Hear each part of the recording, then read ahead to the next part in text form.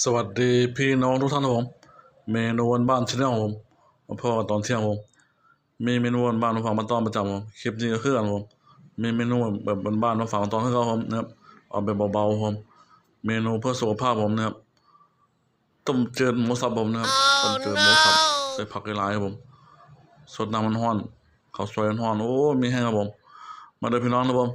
แซ่บตอนเที่ยงผมกับเมนูวันบ้านชาแนลผมนะครับ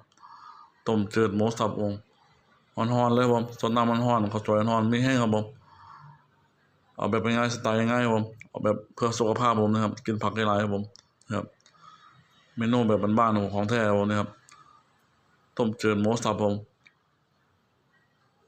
เมนูบ้านๆชาแนลผมฝากกดไลค์กดแชร์กดติดตามผมเป็นแรงใจผมในการเฮ็ดคลิปผมคลิปสั้นของผมนะครับ YouTube ช็อตของผม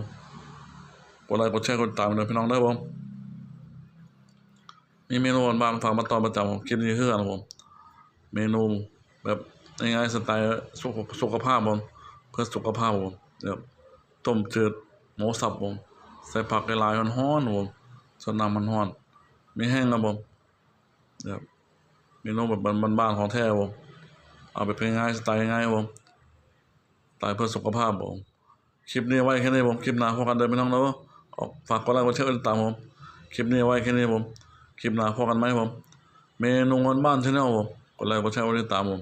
คลิปนี้ไปก่อนผมคลิปหน้าพบกันไหมผมฝากกดไลค์กดแชร์กดติดตามผม